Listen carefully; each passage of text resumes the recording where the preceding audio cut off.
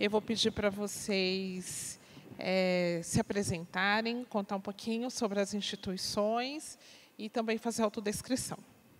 Tá bom? A gente pode começar pela Tiana. Tá bom. Estão me ouvindo? Sim. Bom, eu sou uma mulher branca, estou com o cabelo preso, vestida com a camisa branca, um casaco preto, uma blusa preta. Tenho 1,60 m. Eu estou hoje, atualmente, como diretora da Neste. Falar rapidinho da Neste, mas eu espero que a gente, ao longo da nossa conversa, possa se debruçar mais sobre isso. A Neste é uma organização de 26 anos que atua com investimento de impacto, mas um impacto paciente, né? Então, a gente trabalha em profundidade com empresas que produzem impacto social e ambiental em 5 países, sempre buscando a geração de renda e empregos dignos para comunidades em situação de vulnerabilidade. Então, isso vai significar coisas e pessoas diferentes em cada território. Então, a gente trabalha muito com imigrantes, com refugiados, no Brasil, com comunidades periféricas, com comunidades negras. E, atualmente, nós temos 2 portfólios no Brasil, um portfólio na Amazônia, principalmente apoiando iniciativas lideradas por comunidades tradicionais, e um portfólio de equidade racial, que eu acho que é o que me traz aqui. E, só para finalizar, eu queria começar pelo fim, agradecendo o fato de estar aqui. Não é confortável para mim ser a única mulher branca do painel, mas eu acho que isso faz parte, né, da nossa realidade. Eu queria trazer que essa é uma reflexão que eu faço o tempo inteiro e que a gente está fazendo o tempo inteiro também na Neste, institucionalmente. E uma coisa que me tocou muito, que Giovanni trouxe no painel anterior, sendo uma mulher baiana que reconheceu muito cedo o seu privilégio por ser uma mulher branca e que isso me formou como pessoa, como ser social e político. Eu quero agradecer a todas as lideranças negras e o movimento negro que vieram antes de todos que estão aqui. Se não fosse por essas lideranças e por esses movimentos negros que vieram antes, eu acho que a gente não poderia estar aqui nesse local. Então, me tocou muito o fato do Baobá estar apoiando essa sociedade de proteção de desvalidos em Salvador. Então, eu queria primeiro marcar esse agradecimento. Boa tarde. Eu sou Marisa, sou uma mulher negra, meus cabelos são grisalhos, eu tenho um black power. Eu estou com um fio de conta azul, um colar vermelho e meio colorido. Eu estou com uma dúvida de que cor é esse vestido, gente. Eu acho que ele é bege, estou usando brincos cor de abóbora, um casaco meio amarronzado, calçado vermelho. Eu estou como gerente de impacto social em SD, no Nubank, atualmente muito pensando na construção dessa jornada, né, da nossa narrativa, da construção da narrativa de investimento social privado, que é um investimento social privado que vem olhando para uma questão de descentralização de recursos e de atendimento, não olhando apenas para atender como público impactado pessoas negras, mas também como que a gente prioriza organizações que são lideradas por pessoas negras, quando a gente vai pensar em impacto social. Atualmente, a gente tem 3 abordagens de investimento social privado, que são os projetos em incentivo fiscal, o Instituto NU, o projeto proprietário chamado No Futuro, que é em parceria com universidades no Nordeste, e um fundo filantrópico que a gente autodenominou Give Back. E também gostaria muito de agradecer por me convidarem, dizer que eu estou nervosa e acho que a gente precisa normalizar o nervosismo nas falas, nas palestras. Porque acho que teve uns 2 painéis antes que alguém falou assim, eu estou muito nervosa. Eu queria dizer que eu também estou bastante nervosa. Eu sempre fico nervosa quando eu vou falar. Mas queria muito agradecer o convite, fiquei extremamente lisonjeada e espero contribuir com vocês. Só um outro ponto que eu queria trazer na minha descrição e dizer quem eu sou, que eu acho que é bem importante, né, que eu sou Marisa, que é filha do Alfredo e da Alice. O Alfredo, que, por sua vez, é filho de Terezinha, que, por sua vez, é filho da Dinha, uma mulher que nasceu numa senzala. E que eu cheguei a conviver com a minha bisavó. Ela morreu aos 104 anos, quando eu tinha 10 anos, e que eu ouvi muitas histórias, né, contadas por elas, algumas de superação, muitas de dor. E eu acho que é importante trazer isso de quem eu sou, que tem a ver com o que a gente vai discutir hoje por aqui. Com certeza. Muito bom, Alberto. Oi, pessoal, boa tarde. Meu nome é Alberto Cordeiro. Indo para a minha autodescrição aqui, eu sou um homem negro, cabelo preto, olho preto. Estou vestindo um sapato preto também, uma calça jeans azul, uma blusa branca e preta e um blazer preto. Eu sou sócio associado da McKinsey & Company aqui no Brasil. A McKinsey é uma consultoria, uma firma de consultoria global que atua com empresas privadas, públicas e organizações do terceiro setor em mais de 100 países e mais de 150 escritórios que nós temos espalhados pelo mundo.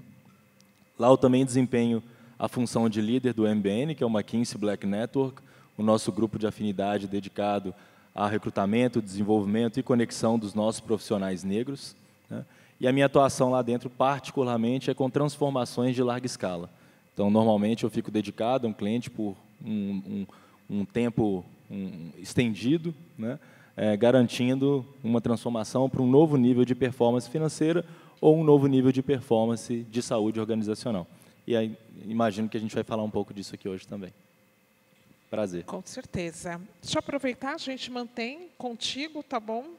A pergunta aqui é a seguinte: a McKinsey, sendo uma consultoria global, instrui e orienta seus clientes no que diz respeito a diversos aspectos da governança e sustentabilidade. Visto isso, como as empresas podem ser provocadas para uma mudança social? A gente tem falado bastante de ESG, mas eu ouvi você aí à luz da McKinsey. Não, ótimo. Vamos começar então, né? Acho que essa pergunta é super interessante, porque normalmente a gente fala muito dos benefícios que a diversidade pode trazer para as empresas, os benefícios que a diversidade pode trazer para a sociedade, né? E muitas vezes as pessoas perguntam: tá, Alberto, mas se tem tanto benefício, qual que é a demora? Por que a ausência de investimento ou o baixo volume de investimento, e como que a gente pode melhorar isso, né? E eu, até, dada a minha trajetória profissional, iniciei lá vários anos atrás como advogado, depois fiz essa transição de carreira para iniciar a minha caminhada na McKinsey, eu sempre tento pensar dentro dessa perspectiva das empresas, né? Porque, de fato, é um desafio complexo, é uma jornada que não vai ser da noite para o dia, mas que a gente precisa caminhar nela e avançar dia após dia, né? Então, algo que surge, né, quando surge essa dúvida e a gente começa a trabalhar essa questão, eu prefiro acreditar, inicialmente, que, muitas vezes, o tema de diversidade ele não está ou 100% estruturado, ou, muitas vezes, não tem o mesmo nível de relevância em todos os níveis de uma organização, né? E acho que nós, como líderes aqui, devemos nos colocar nessa posição de mudar esse jogo ou acelerar a mudança desse jogo, né? Eu mencionei que eu trabalho com transformações em larga escala. E muito do que a gente fala aqui também é uma transformação em larga escala. Nós queremos provocar uma transformação em larga escala, né? E nós acreditamos que tem 4 pilares que nos ajudam a transformar algo em larga escala, né? E que a gente também aplica para a diversidade, equidade e inclusão, seja internamente, seja nos nossos clientes, né? É o que nós chamamos de modelo de influência. Esse modelo de influência tem 4 pilares, né? E a gente trabalha ele dentro desse contexto. Tem um primeiro pilar que é de role model, que é de modelo, né? Eu vou atuar de alguma forma porque os meus líderes, ou os líderes da minha organização, estão atuando ou vivendo daquela forma. Isso vai permitir que eu também avance para performar, para atuar da mesma forma que eu estou vendo, né? E que é estimulada dentro de uma organização. Tem um outro ponto que é de processos e sistemas, né? Então, eu preciso garantir que os processos e sistemas da minha organização promovam o desenvolvimento da diversidade, da equidade, da inclusão. Traduzindo isso muito taticamente, todos nós aqui, de uma ou outra forma, né, atuamos dentro desse tema nas nossas organizações, né? Eu nunca poderia, sendo um negro, a terceira geração da minha família, ir para uma faculdade pública, me desvencilhar desse papel dentro da McKinsey, né? Mas eu preciso garantir que a McKinsey, dentro dos processos e sistemas, também incentive esse papel que eu quero desempenhar, né? Para que a gente consiga acelerar essa mudança e a gente consiga promover essa mudança. Tem outro ponto de capacitação. Muitas vezes a gente quer fazer várias coisas e a gente não consegue mover as pessoas para a mudança por ausência de conhecimento, por ausência de habilidade. A gente tem que garantir, dentro de um contexto de uma organização, que a gente consegue avançar dentro desse tópico também, né? Então, acho que isso é importante quando a gente pensa em transformação em larga escala, né? E eu falo sobre isso porque quando a gente pensa, mas por onde começar, o que fazer, né? Tem algumas ações que nós chamamos de no regret moves, né? São movimentos sem arrependimento. Toda organização pode fazer. Não tem por que uma organização, em tese, não se aprofundar nesses 4, 5 passos que a gente costuma apresentar. O primeiro é definir uma aspiração. Qual que é a sua aspiração estratégica a respeito de diversidade, a respeito do investimento social privado em diversidade, né? Qual que é o seu objetivo, qual que é o seu propósito, onde você, como organização, quer chegar, né? Toda organização pode definir isso. Tem um segundo ponto, que é um diagnóstico interno.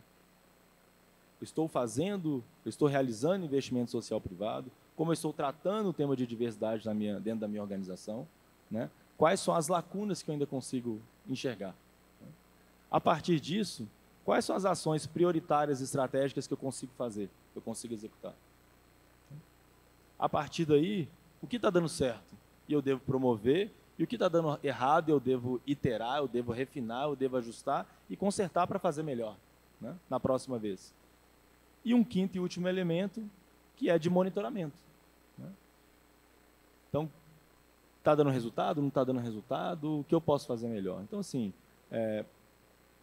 tentando pensar nessa perspectiva das empresas, de como elas podem, de fato, acelerar essa transformação em larga escala e expandir o investimento social privado em diversidade, acho que tem os pilares de transformação em larga escala e essas ações, que nós chamamos de ações sem arrependimento, que entendemos que todas as empresas podem investir nisso e mover a agulha com relação a esse aspecto.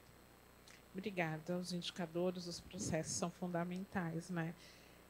Tiana, para você, a NETS, como uma organização global que promove investimento social privado no Brasil, estimula as empresas com a redução do desequilíbrio racial e desigualdade social. De que forma o investimento social privado em equidade racial se alinha com as práticas internas sobre a mesma pauta nas organizações, né? Então, assim, contar um pouquinho a partir das organizações que você tem, né, dentro do seu ecossistema, como que vocês têm navegado. Claro, obrigada, Nalva. Nesses 26 anos, a Nest apoiou mais de 233 empresas, impactando mais de 1 milhão de vidas. E no Brasil, a gente chegou a um pouco mais de 13 anos.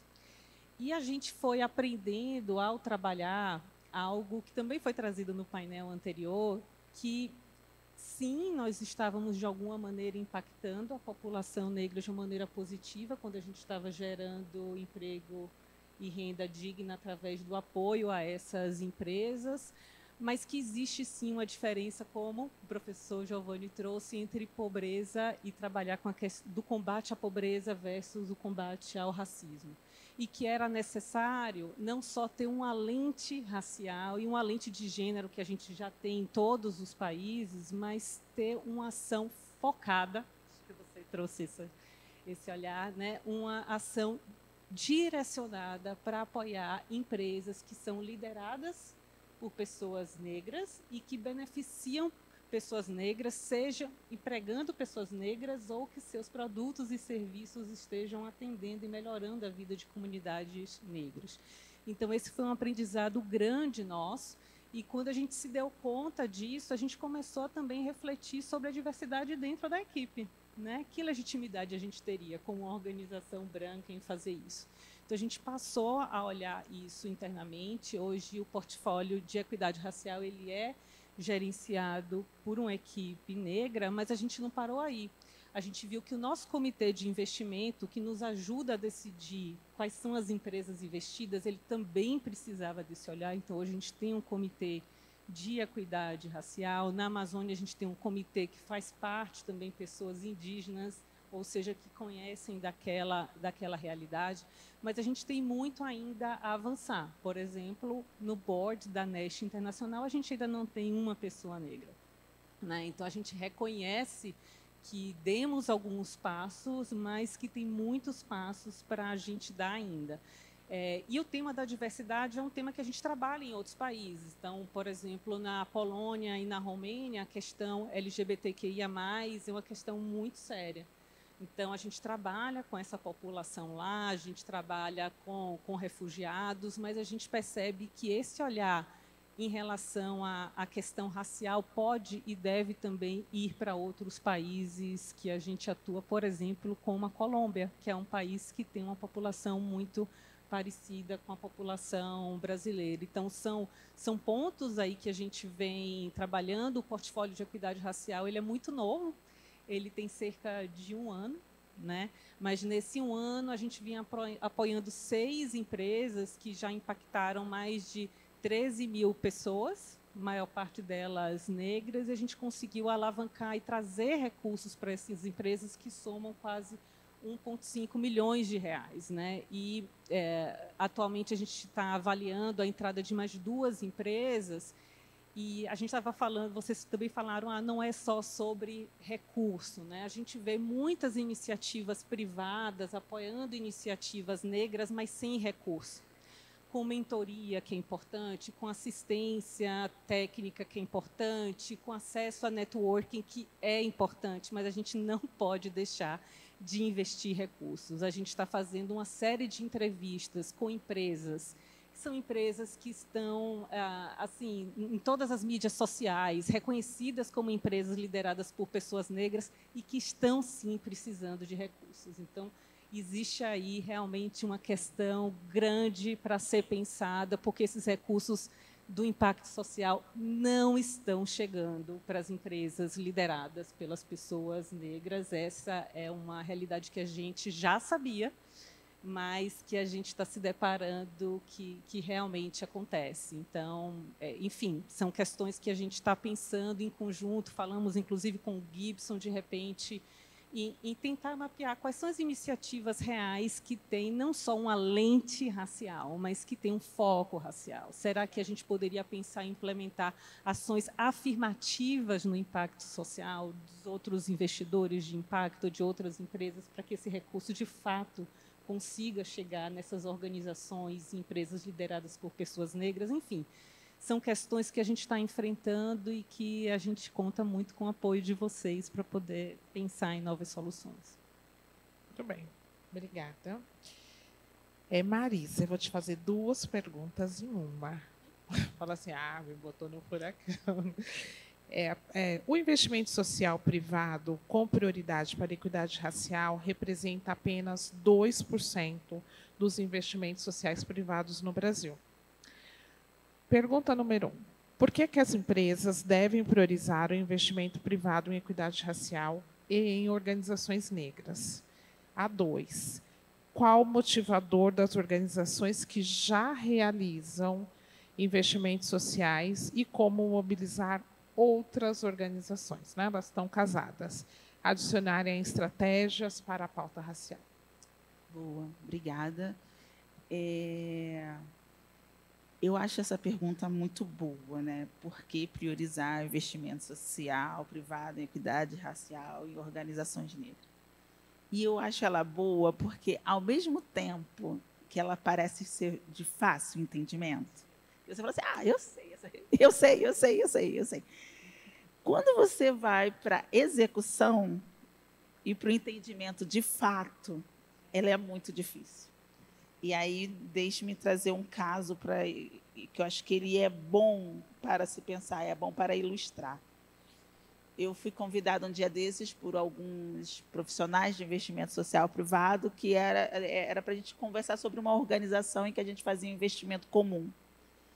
E aí tinha uma tensão na reunião, uma tensão que eu não estava entendendo absolutamente nada, assim. Mas era uma tensão porque eles estavam acusando que a gente queria colocar uma meta racial no programa, quando o core da organização era trabalhar com vulnerabilidade social. E aí eles acusando assim, mas por que agora vocês querem mudar? Porque se todo patrocinador quiser definir metas diferentes do que a organização trabalha, a organização vai enlouquecer. E eu fui ficando muito sem entender, e depois do não entendimento, eu comecei a ficar muito irritada, porque há uma desonestidade intelectual muito grande quando a gente vai discutir sobre investimento social privado baseado em equidade racial. Há muita desonestidade intelectual. E aí eu trouxe que, gente, espera aí, dados mais recentes, né? A gente tem 56% de uma população que se autodeclara parda e preta. E eu tenho também um outro dado, que das pessoas que recebem menos de R$ 27,00 por dia, ou seja, menos de um salário mínimo por mês, 72% se autodeclaram pretas e pardas. Se essa organização ela tem como meta trabalhar com vulnerabilidade social, qual é a contradição?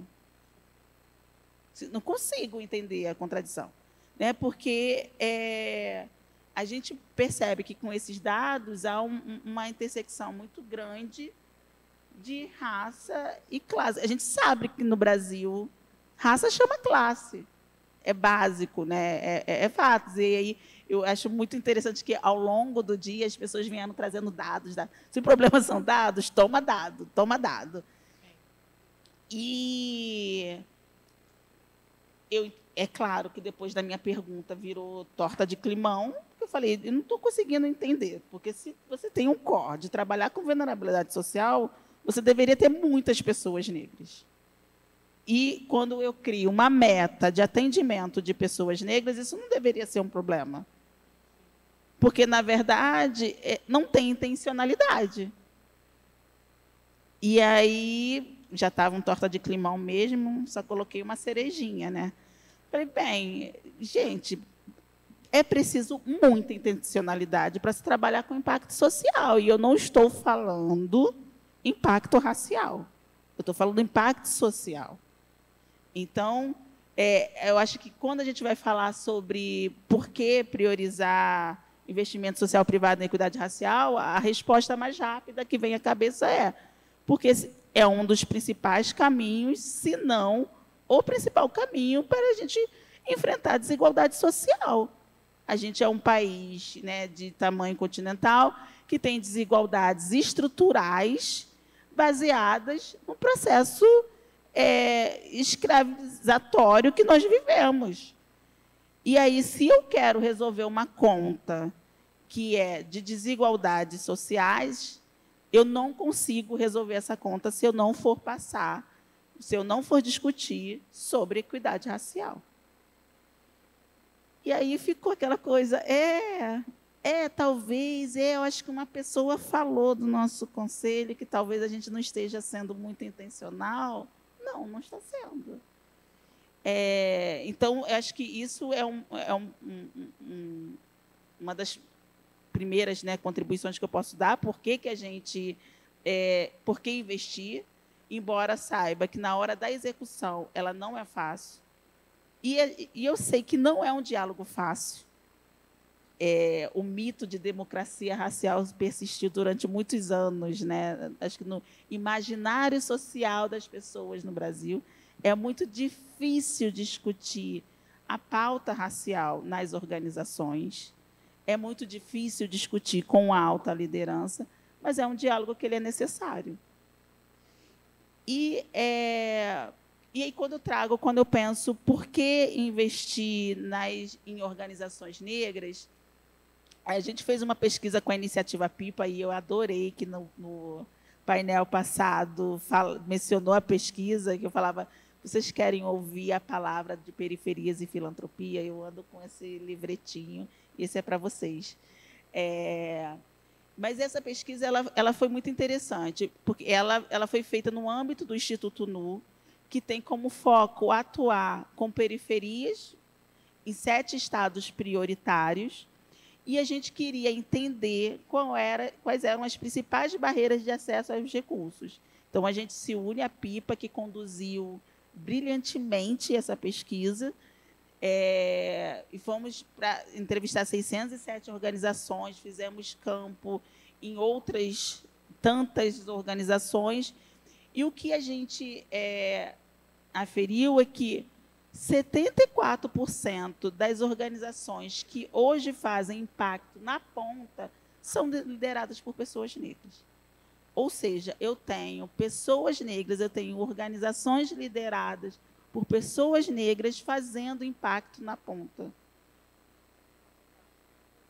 E com jornadas triplas, e com um orçamento, a maior parte, um orçamento que é de R$5.000 por ano, muitas vezes do próprio bolso. Inclusive, foi pós essa pesquisa, em conjunto com a PIPA, nós fizemos um lançamento de uma chamada para Norte e Nordeste, para poder, para que organizações desses locais, para que elas pudessem, elas que definiriam qual era o projeto que elas iriam submeter para a gente, e a gente foi atuando com elas, discutindo sobre monitoramento, né, essa importante boas práticas, para que depois também, daquele momento, do primeiro aporte, 100% das organizações éramos as primeiras aportadoras de recurso dessas organizações.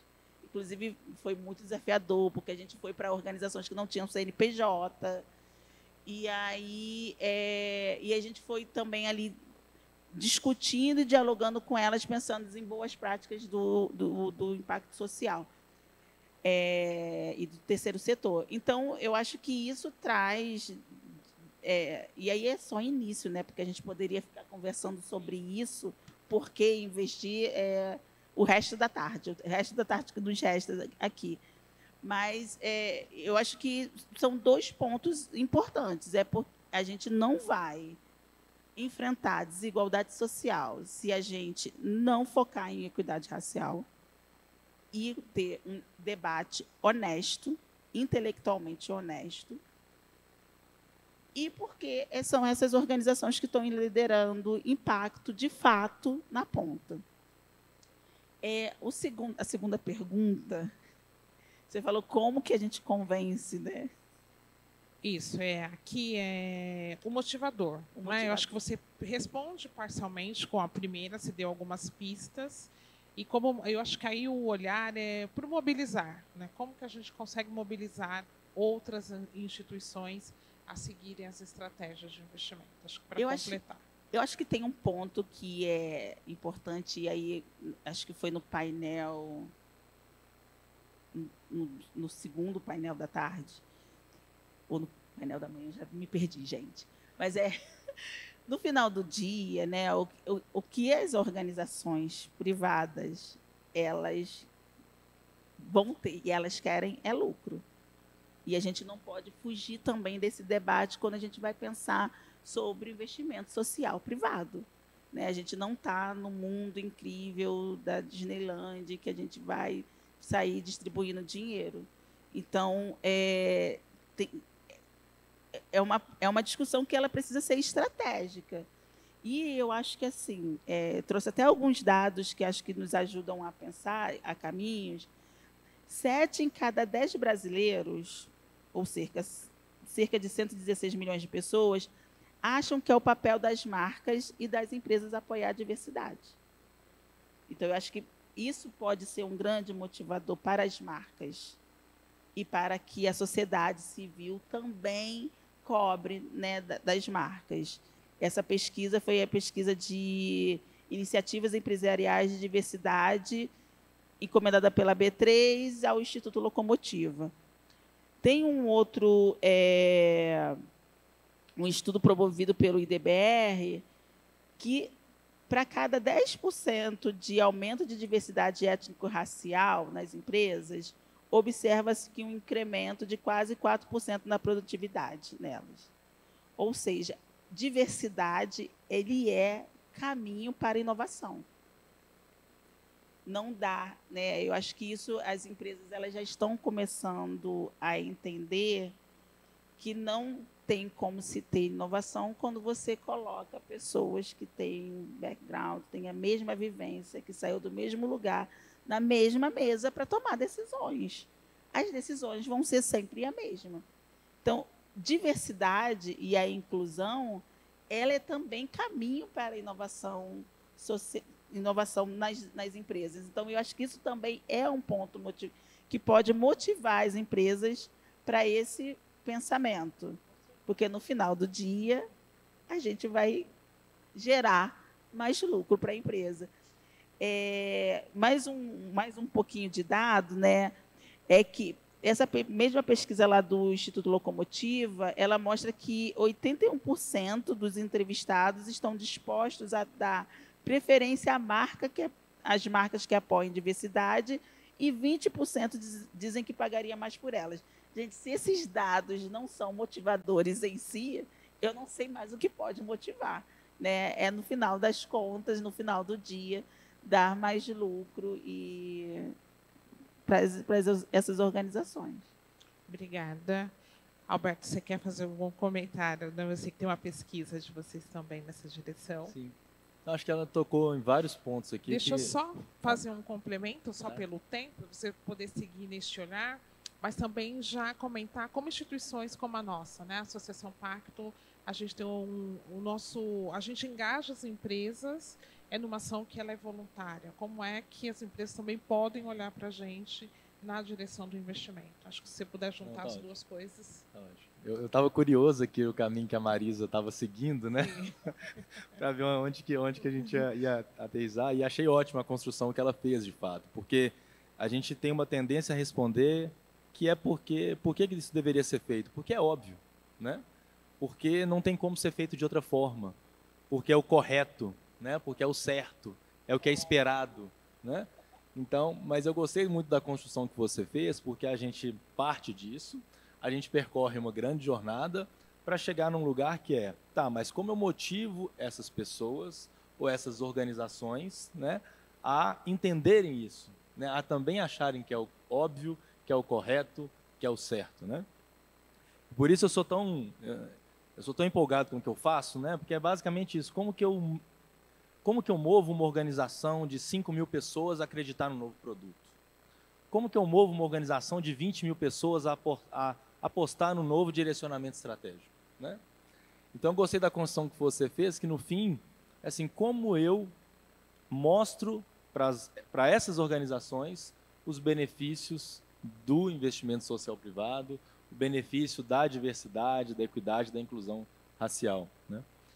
E aí eu me lembro que a McKinsey, ali entre 2005 e 2007, se dedicou a publicar o primeiro estudo que mostrou a correlação financeira entre empresas com maior diversidade, né, seja de gênero ou de raça, na diretoria, nos seus conselhos de administração, e uma melhor performance financeira em comparação com seus pares. O que foi isso, de fato? Né? Um chamado, né? É quase você falar assim, não era óbvio? Então, agora nós demonstramos com dados, nós demonstramos com números, né? E mais do que a performance financeira, existem outros tópicos indiretamente relacionados à performance financeira ou mais diretamente relacionados à saúde organizacional, que também servem de motivação para esse impulso, né, das organizações privadas. E aqui a gente está falando, seja de expandir a base de talentos, né? O tempo todo a gente se depara em jornais, revistas, a gente falando de lacuna de alguns talentos com determinadas habilidades, né? A partir do momento que eu, como organização privada, faço investimento social privado em organizações com lideranças negras, que estão muito mais próximas, né, dos nossos talentos negros e podem, de fato, ter investimento muito mais racional, eu também estou promovendo essa mudança, né? Quando essas pessoas estiverem dentro da minha organização, elas vão ajudar, vão melhorar a minha qualidade de tomada de decisão, elas vão melhorar o meu entendimento sobre as necessidades dos meus clientes, né? Isso vira um grande ciclo positivo para a gente atingir essa mudança, né? Então, por isso que eu gostei da construção, que a gente sai do é certo e como a gente pode mover essas pessoas, essas organizações para a mudança, né? Pensando não só do ponto de vista financeiro, mas também do ponto de vista de saúde organizacional. E acho que nós, negros, que estamos dentro dessas organizações, a gente tem a nossa história individual e também a história coletiva que a gente impulsiona a partir daí, né? Eu fiz recentemente 15 anos de formado, né, na faculdade, 9 deles dedicados à advocacia, 6 dedicados à McKinsey, né? E eu falo muito, né, que a McKinsey, de fato, foi o lugar mais fácil da minha existência, né? Como homem negro no Brasil, como homem negro no mundo corporativo. Então, eu acredito muito na transformação de dentro para fora, né? Então, para mim é um prazer. Por exemplo, a gente tem 200 milhões de dólares investido em atividade pro bono, né? Para estimular o combate ao racismo, né? Isso foi uma iniciativa dentro do nosso escopo das 10 ações de combate ao racismo que surgiram pós George Floyd, no segundo semestre de 2020, né? E que eu, como líder do Grupo de Negros, tenho o prazer de liderar também essas iniciativas aqui no Brasil e na América Latina. Então, são 200 milhões de dólares globalmente dedicados à atividade pro bono de combate ao racismo, são dezenas de milhões de dólares dedicados a parcerias com instituições. Então, nós fizemos uma parceria com a Generation, por exemplo, para garantir que parte desse dinheiro fosse investido em jovens negros que pudessem entrar no mercado de trabalho para atender uma demanda urgente das empresas, né? No caso, essa demanda era de tecnologia. Então, a gente teve turmas específicas com a Generation para fazer esse estímulo. Então, acredito muito nessa transformação de dentro para fora, né? Porque nós somos negros fora das empresas e também dentro das empresas. A gente pode transformar essa vivência numa vivência única, né? E quando você fala das organizações negras, especificamente, por exemplo, do Pacto, né? Acho que eu vou comentar algo que eu vi recentemente, a notícia que vocês todos sabem, que me chamou muita atenção de forma positiva, né? E de como a gente pode ampliar esse alcance, né? Assim, eu fiquei muito feliz, de fato, e satisfeito quando eu vi a notícia do Pacto dos Pactos, né? Porque a gente, de fato, é engraçado pensar que quem fez pelo menos na minha história individual, quem fez essa primeira provocação foi uma vez que eu fui no JP Morgan, a convite do Giba e do Fred Tinoco, e foi uma líder global de diversidade do JP Morgan que escutando as histórias naquela sala, falou assim: vocês estão vendo que se vocês juntarem essas iniciativas todas, acho que a gente faz uma jornada de ponta a ponta, né? E desde então eu me pego pensando nisso, né? Como que a gente pode, de fato, unir uma série de iniciativas que acontecem e que são positivas, buscam o mesmo propósito e proporcionar a transformação que a gente quer, né? Então, quando eu vi a notícia do Pacto dos Pactos, achei fantástico, porque, de fato, formalmente, 3 instituições super relevantes estão, né, se unindo em propósito, que já era de fato, né, para impulsionar essa mudança e alcançar um novo patamar de transformação. Então, quando eu penso nisso, eu penso muito nesse sistema ou nesse contexto de parcerias, né, de como a gente pode unir as organizações negras e as organizações negras que estão fazendo essa mudança na ponta e as organizações privadas que a gente pode estimular com investimento social privado, como a gente pode uni-las em parceria para alcançar esse novo patamar de transformação. Então, acho que eu gostaria de ver mais, se eu pudesse deixar uma provocação, gostaria de ver mais pactos dos pactos. Eu gostaria de ver mais união e unificação dos vários eventos que nós temos, das várias iniciativas, para que a gente consiga, de fato, ter essa mudança substancial e uma mudança que seja ponta a ponta e consiga nos levar para esse outro patamar. Obrigada. Nós estamos chegando ao fim, então eu vou pedir para vocês fazerem as considerações finais, podendo também comentar, né, o nosso compromisso. A Associação Pacto, ela nasce para a mudança de cultura organizacional. A gente tem uma estratégia que é adesão voluntária e gratuita, mas é lógico que a gente também, na outra ponta, precisa garantir a sustentabilidade, né? Qual o olhar de vocês, como as lideranças que estão próximas podem nos apoiar. E aí também os agradecimentos finais, depois eu só volto para o agradecimento, tá bom? Vou começar aqui pela Tiana. Bom, eu volto a agradecer por esse espaço, por essa troca, por vocês estarem abrindo esse tempo e sustentando, né, o impacto, a ideia e o evento. Eu sei o quanto é difícil e desafiador estar aqui, né? A Nest é uma signatária do pacto, então contem conosco para tudo que vocês quiserem pensar em termos de investimento de impacto, não só trazendo a lente racial, mas trazendo isso como centralidade. Eu acho que vocês têm aqui uma organização parceira, inclusive para poder nos questionar, né, nos fazer refletir de como a gente também pode avançar mais. Tá? Então, eu quero deixar esse agradecimento e realmente fazer um convite para que todo mundo, na sua atuação institucional e organizacional, pense nessa diferença entre a transversalidade e a centralidade da questão racial, né? Porque muitas vezes a gente precisa desse foco, como você mesma trouxe, né? Então não basta só falar em vulnerabilidade social, eu preciso ter um olhar que realmente seja antirracista, senão a gente não vai virar a chave. Então, eu acho que se eu tivesse que deixar um recado, uma reflexão, eu acho que é refletir sobre o que precisa estar no centro e não apenas de maneira transversal. Obrigada. Obrigada, Tiana. Também quero de novo agradecer. É um prazer estar aqui contribuindo para o debate. E aí, meio que somando um pouco a sua fala, eu diria... Não, na verdade, eu vou falar depois. Aquela pessoa que se confunde. Eu ainda estou nervosa, gente. Faltam quase 2 minutos para terminar o painel e eu ainda estou nervosa. Mas, primeiro, pensar como que a gente pode contribuir, né, para organizações como o Pacto, como que o investimento social privado. Eu acho que, gente, né, sendo muito sério, tem a questão da priorização de recursos. Eu acho que isso é um ponto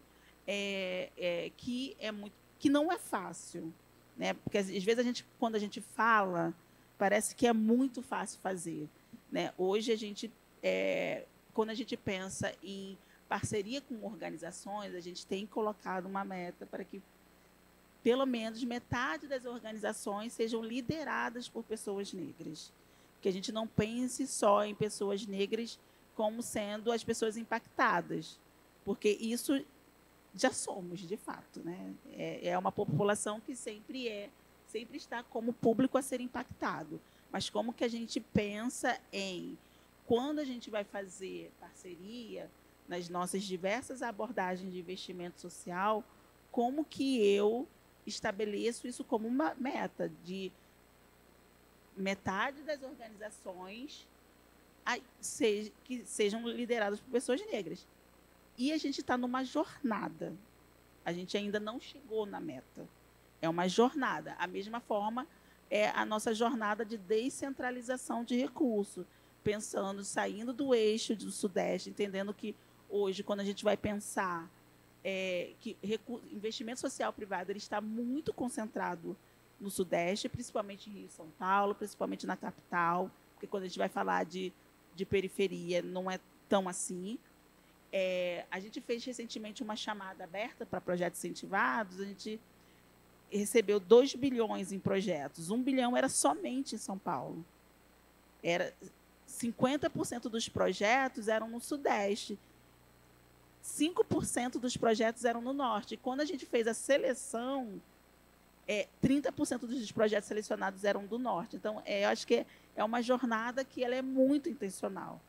E aí eu acho que o investimento social privado ele precisa começar com a priorização de repasse de recursos para organizações negras. E eu acho que tem um outro ponto que é também defender a causa internamente, né? Como que a gente traz essa lógica. Eu gosto muito da lógica que o pacto estabeleceu de ISD racial. E que, de certa forma, a gente vai pensando como que a gente pode levar isso para pensar em grupos subrepresentados. Vou já fechar, que já está piscando ali, mas o que eu penso que pode, complementando a sua fala, e que as organizações podem fazer, o investimento social privado, dessa intencionalidade, mas também pensar em lideranças negras. Como que eu tenho, na tomada de decisão, não é nem na caneta, tá, gente? Estou falando nem a caneta, mas nas tomadas de decisão intermediárias, eu tenho lideranças negras, porque aí eu tenho uma outra perspectiva de projetos que eu vou apoiar, de projetos que eu vou suportar, dos diálogos que eu vou estabelecer com as organizações que chegam até mim. Então, isso é algo que é preciso também dialogar, e dialogar com bastante honestidade intelectual. Vou ser super breve.